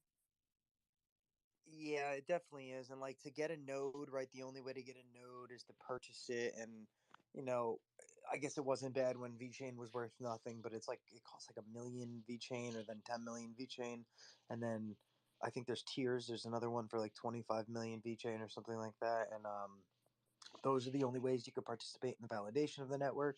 There's there's plenty of things that I think are I don't particularly like, but nonetheless, it still is popular with people, and the marketing is there. Well, I think if they focus on supply chain, I mean, supply chain to me is one of the most obvious use cases where there's a lot of people want to use blockchain for everything. It's not good.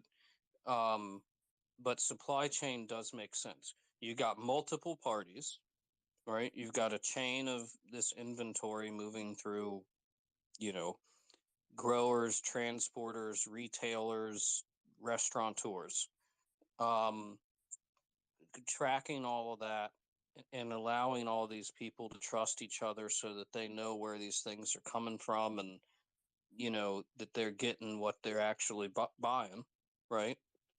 So they know they're not getting sort of hoodwinked or buying, getting sold something that is not actually really what it is. Um, it just seems like an obvious use case. There was consulting firm that actually called me. Gosh, that was a long time ago. And that's what they were writing a report on. This was like right when people first started thinking about supply chain and blockchain. But I think it's a good application of the technology. It makes sense. It's funny how far the technology have came, because before I thought it was only a conspiracy theory that if you said things to the phone, you could get advertisement out of that. But now it's advertisement about fruits on my Twitter wall. It's funny. Are they grapes? Oh, it was apples actually, but Oh, I just had an apple yesterday. Yeah, dude, the algorithms work, man. Almost no in shit. It's almost like you can just think about things these days and it pops up. Well, this is why I think, and Coil is spearheading it's probably going to turn into a movement, but the web monetization. I mean, the advertising revenue model has done so much damage to society. And it's one of those subtle things that nobody notices, but it just chips away day after day after day after day. And then eventually you end up in a situation like look at where politics is now. It's nobody can even have it's not that they can't agree, they can't even have a conversation. I mean, it's like, come on, like, are you kids like in the sandbox, or are you like adult professionals? like Death booted guy earlier, he just kept interrupting, and it's like, dude, you made a point, you said a statement, okay, let somebody respond. You don't have to like what they're saying, but you can be adult enough to sit there and go, okay, well, I don't agree with what you're saying, but that's not how it is now. And it's from the advertising, because it's the advertising business model. It pushes things to scandalous content, divisive, fear, because fear sells, sex sells, um, and none of these things that are ultimately promoted um, are like good for like societal cohesiveness, and like people working together is the best thing. So the business model itself, while people can get free content, and that sounds great from a capitalist perspective, from a more like human perspective, giving people something for free, well, there's a cost. The cost is society now argues with itself all the time. It's always distracted with the most salacious, crazy, blah, blah, BS nonsense. And so that's the cost. There's always a human story behind some of these numbers.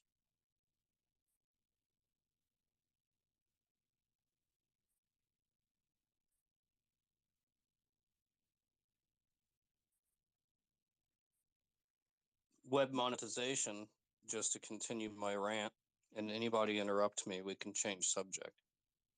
But web monetization. I just wanted to say that, like, remember when YouTube was an invaluable resource for anything that you wanted to, like, learn how to do. It had so much utility in that regard.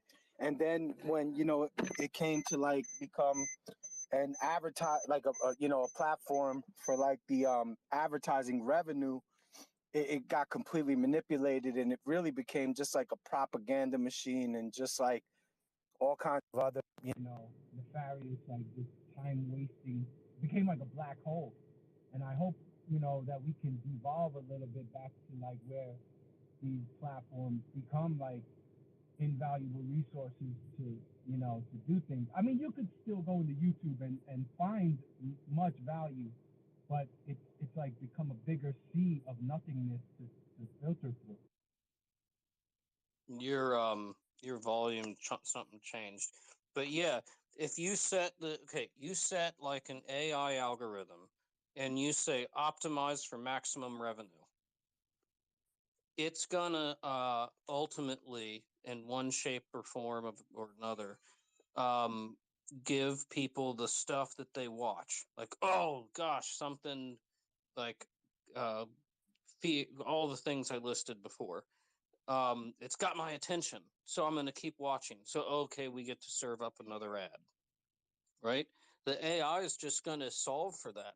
So it's humans that, well, in some sense, it's humans not realizing, but it's also a lack of self-discipline, to turn it off.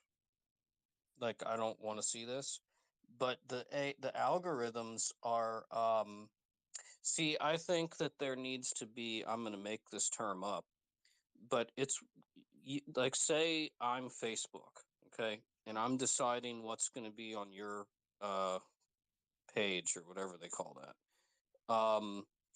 And I use an AI, which is fine, right? Like, I want to be the best, so I'm going to use the best tech. But then I think there needs to be some pruning, because they've shown this time and again on YouTube. If you start looking at something, uh, then I even see this with, like, because I watch a lot of YouTube stuff with economics, and you know, sometimes it'll take you down this to, like, all of a sudden now I'm watching some like goofy ass extreme economics guy that's like, it's like, dude, you're not even on point, like, you're not even right, like, you're just pushing some kind of political narrative or something, and it's like, nah, and so do you no, but it'll push the viewer down, and the same thing on Facebook.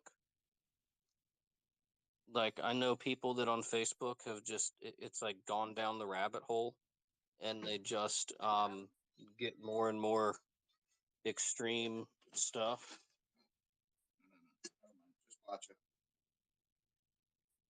Well, I mean, it's all like going back to the YouTube situation. I mean, the we're talking about analytics, and we're also talking about that AI as well. I mean, you're watching, I don't know, you're watching happy kitty photo or the videos on YouTube, and then an advert comes up, and of course, like, I mean, that has been there to be able to entice you to be able to go down like a different stream of thought, or they're trying to be able to get you to be able to buy Well, something or whichever it is.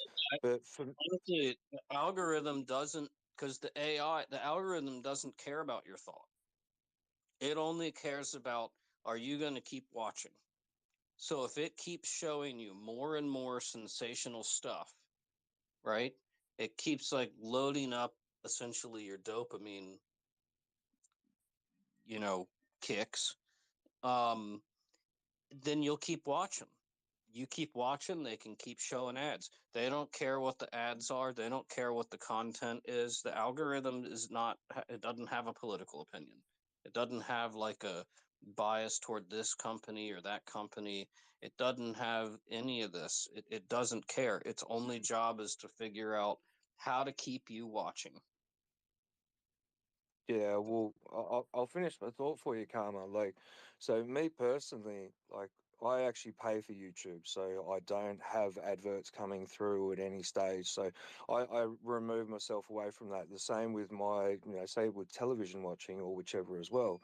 Now, when it comes to putting you down a certain, direction of thought or whichever. Say if you're looking at political events or things going around the world. Now, yes, it does. It 100% will send you down a different direction depending on the information that you're looking for. And the reason being is because they censor YouTube 100%. There's certain things that go on within wars. Obviously, they're going to cut off one side of the argument. Same with, arguments over politics and all this kind of stuff. So there is a lot of truth to the censorship and also leading you in a direction as well. It's the same as mainstream media on the TV. The powers that be decide to be able to go on a certain narrative and feed you that narrative, and then try to be able to block out or censor the direction that other people are thinking about, because they just want to be able to nullify that side of the argument. I mean, let's look at the COVID conversation. There's been people saying all these details that are now coming back to light, and I don't want to go political on it, but all this information's been there from the very starts, and then people are saying, no, this isn't right. But then you look at the media side of things, and it's just like, no, that's not real. That's never happened, and those people have been silenced. So, Yeah, this digital age does have censorship. So it's like I uh, it's irritating because you know I just I I like my bad news before my good news. So I don't care if I am like, give me okay, what's gone wrong? Because first off, that's what I'm going to have to deal with. And then, okay, has anything gone well? Okay, great. Like, high five. But like, people don't like it's the weirdest thing. But it is what it is, and I don't think it's going to change just because the news changes form factor. You've got to change the business model. This is where the web monetization comes in, right? Like you pay for YouTube. It's still, they're running the algorithms that'll shove you down a more and more and more extreme thing, unless you intentionally look up what you're, searching for. And the web monetization is just like you can just pay for it yourself. Like I think in the future people will have, say a cable plan or like an internet, home internet or phone plan, and then they'll have like a coil type plan, and it'll probably go, there'll be competitors to coil, um, but then you just pay for the content you consume, and then it frees the creator, it alleviates this advertising revenue model, which is, I just think, extremely detrimental to society. I don't see any way around that. It's detrimental from the creator, because now the creator's thinking about, oh, am I going to write this article or make this movie, and is it going to like get a lot of attention because I need it to, so that I can get like paid. Um, uh, versus just letting someone just say, "Hey, nice song, I'll pay you for it." Right? Like Radiohead was the first band. This was a ballsy move, man. I give them credit. I'm not a big music industry fan, but I give them credit, man. They were one of I think they were the first major band, and they put one of their albums up on the internet, and you could just download it for free, but you could tip them, right? And so they skipped the music studio people taking a cut. So like this is the same thing as like an NFT artist minting their own NFTs and skipping the gallery taking a cut.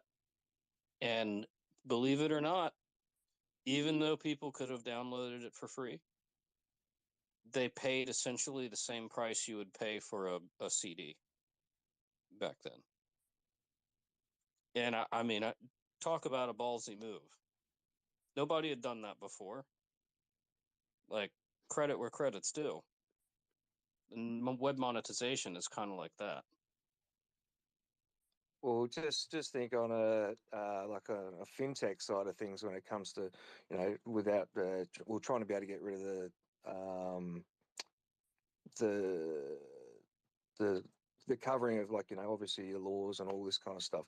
Imagine if there was a fintech company out there that was going to set up like YouTube and actually have like basically open forum so anyone could put whatever they wanted up there without the censorship of well, obviously some censorship when it comes to what is lawful and human rights and all that kind of stuff. Imagine if there was a company out there that was going to do that would have actually almost gone up against YouTube, but then they suddenly get sued by the SEC as well. It's yeah.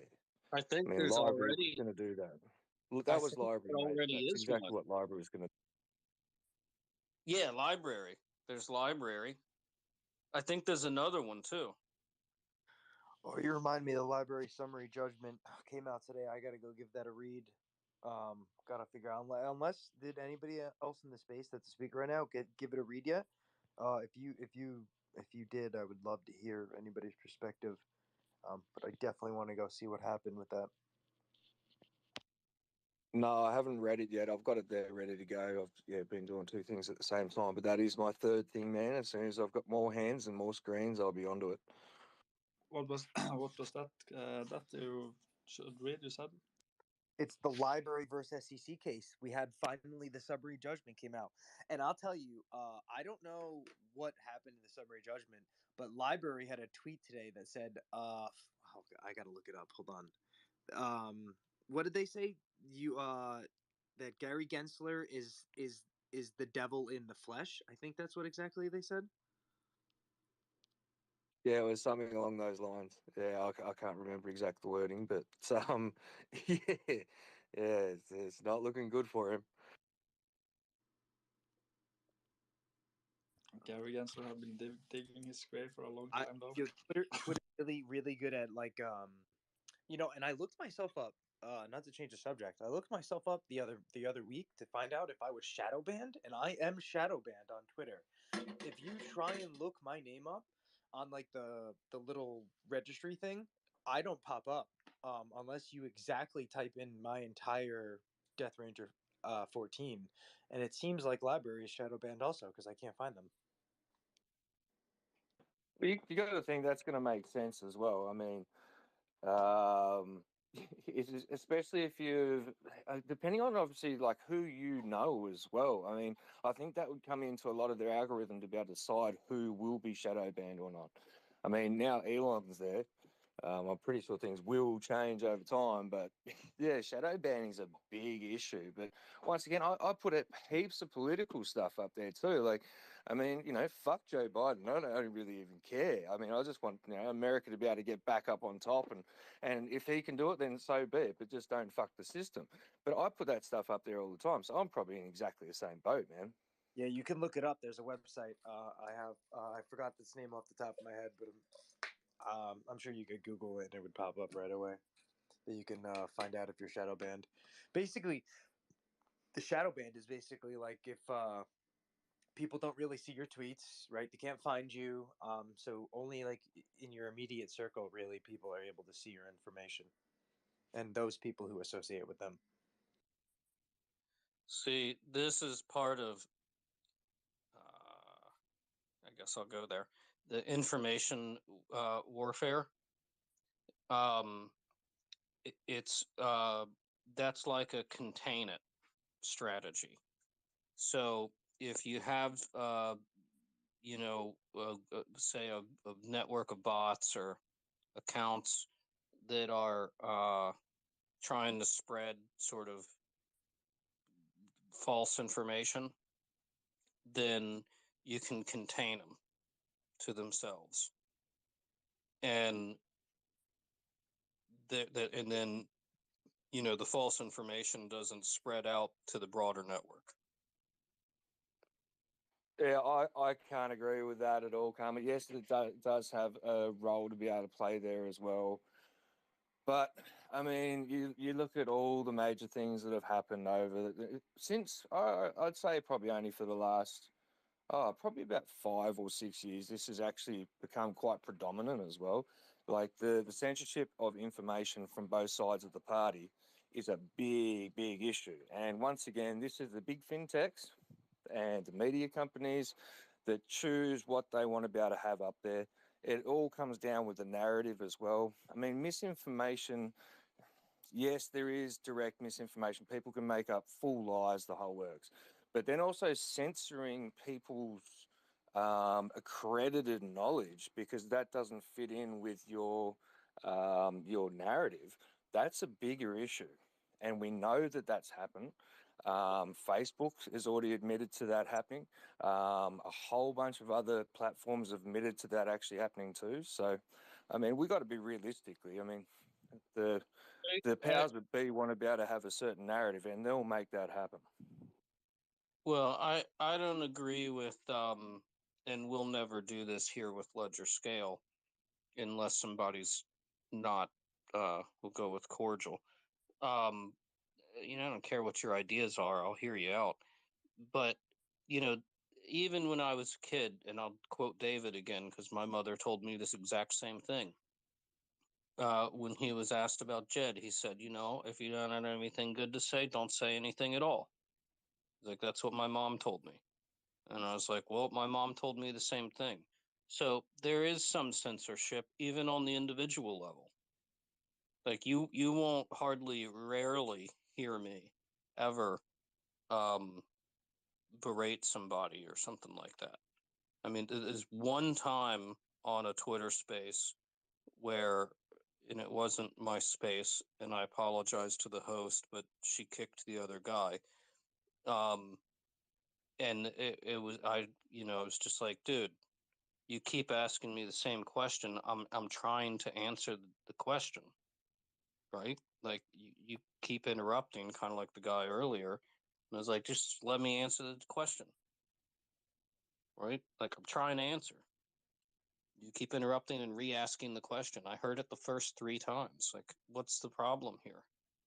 Um, so there's even self-censorship, and in real life, like, don't go around being an asshole. Like, smile at people. But guess what? They'll smile back. It's like magic. Yeah, it's making sure that you're respectful of the other person. I believe that. Yeah, there's algorithms just kind of controlling everything. I mean, it's even to a political level to kind of speak on what everyone's saying. I mean, it doesn't matter if you're a good person or a bad person. Once the algorithm has put you in its database, it's going to execute on those actions upon what is in the formula of that algorithm. So if it's meant to censor you, it's going to censor you. If it's meant to show you more information, then you'll see more information. That's where there's that term hack the algorithm comes from, or hack the YouTube algorithm is kind of like you kind of have to choose, show what your likes or dislikes are with videos, or subscribe to certain people for your content, but also, you know, you also have to watch your web browser as well. I mean, web browser security should be another thing to look at as well. And then politically, I mean, you look at like Twitter, like a lot of those guys that got thrown out, they were serving political agendas. They were just selling all people's information. So, this person works for this company, and this company does not like crypto or does not like what you have to say about this aspect of crypto. They'll find a way to silence you or try to silence you. So you just have to be aware of that. Yeah, but like you figure I'm like with the narrative. I'm like cybernetics, internet of value, chip everyone. Like let's get to the future. Like why shadow ban me? Jeez, Yeah, it makes no sense, man. I'm joking. Though. I'm joking. It happens. Whatever. But what'd you say, Wolf? Just wondering, how do you even get like small fishes like us? How does Twitter even keep track of us and fuck us over? Apparently, a lot of people. It's just like Jean said. Like apparently, it's a lot of people that they seem to like. They just categorize like, all right, maybe we don't like the information that you put out, and so we're gonna make it more difficult for that information to get out. It's real. I think it's really just that simple. Now, obviously, a lot of lines of code, I'm sure, but yeah, I think the ideal behind it is really just that. Yeah, there's word Oh, triggers too. They'll blacklist you off of like a word trigger if you type in a certain word they don't like. They'll blacklist you. I've had certain posts I've made like showing like certain like net or government cryptographic standards and all that stuff. no one's seen it because it just got shadow banned, like that post specifically. But you just got to keep your eye out for that stuff. By the Yeah, way, Karma, I mean, sorry also for interrupting with the advertising earlier. I just lost all focus thinking about how everything you say like get tracked and things like that. well, I mean, they all these chats are transcribed. Like, and I don't know if any of you guys ever bought data before, but you can get real specific, all the way down and including phone number, address, and everything. Yeah, you actually get doxxed. I noticed there a while ago after a couple of, not so much heated political conversations, but just talking about what's going on around the world. And I got the notification from Twitter that, yeah, someone had actually seen my private information, the whole works. So obviously it's not just going to be a normal Joe Blogs trying to be able to dox me. I'm pretty sure it would have been a little bit higher up. Going back to the written aspect of conversations or videos or whichever, because obviously everything is transcribed. I remember talking to Darren Moore at one stage because he had I think it was a 45-minute video with a gentleman talking about exactly what happens with the Fed and et cetera, et cetera, et cetera. And there was one section there about 40 minutes in or so, and you could see the guy was still having, was talking, but he actually cut the audio from it as well. So I gave him a call. I was sending him a message. I'm like, bro, what's going on with this? And he explained what he was actually saying. And I said, well, I understand why he actually cut that out. And he goes, yeah, man, that would not have hit, would not have gone through YouTube at all. I would have, yeah, the video would have been null and void. So yeah, it's very important.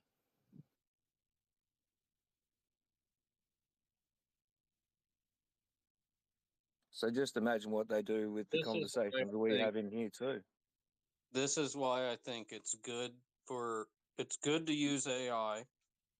Use the best tool you can, right? Grab the sharpest knife. But prune the bonsai tree.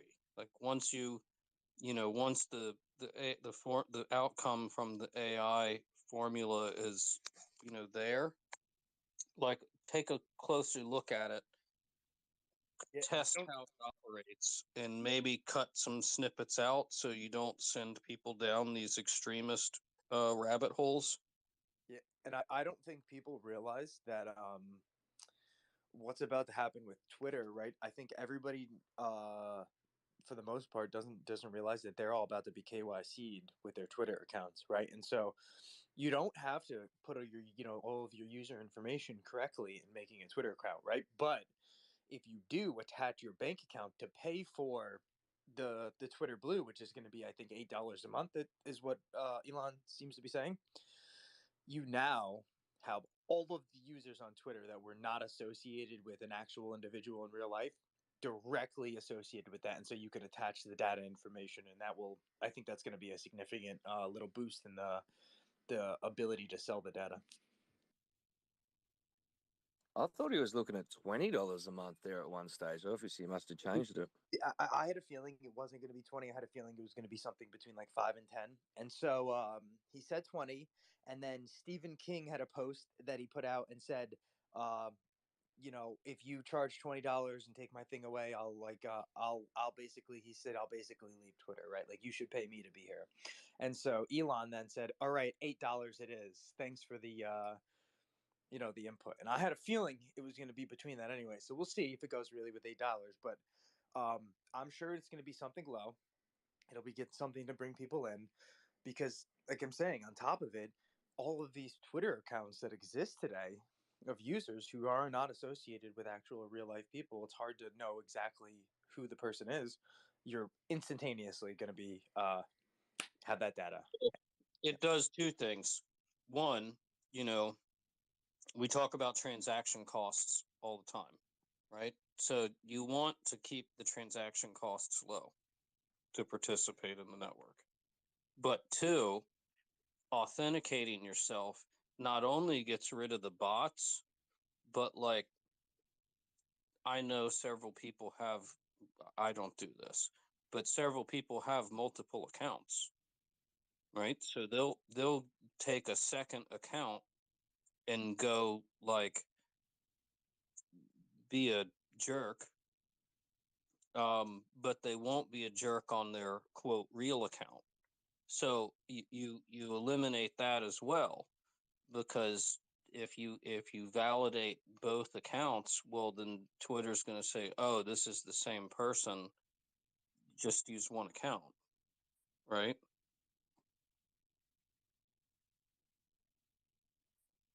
Well, it comes back to the information that Elon found out the other day. He actually found direct communication between two of the heads of Twitter, sort of thing. Basically admitting to the fact that there was so many bots out there, and that Twitter was running bots as well to be able to do all this stuff. Like it's kind of crazy that like he was on the money from the start, and then he's backed off, and he's like, fuck it, I'm still going to buy this company because we can do something wicked with it. Which hopefully, and this is sort of going to my next point, he does something with like this WeChat kind of situation too. I mean, okay, yeah, you're going to be doxxed, like all that kind of information. The KYC is going to be there as well, but he's got such a great basis to be able to build something like a WeChat, but do it in a westernized kind of derivative sort of thing. The options are endless, man. Yeah, I think I'm not surprised at his focus on the authenticity of the account at the account level, because at the end of the day, what he's buying is a set of users, right? Like an inventory of users in the network, and I guess some of the network, but that's what he's buying.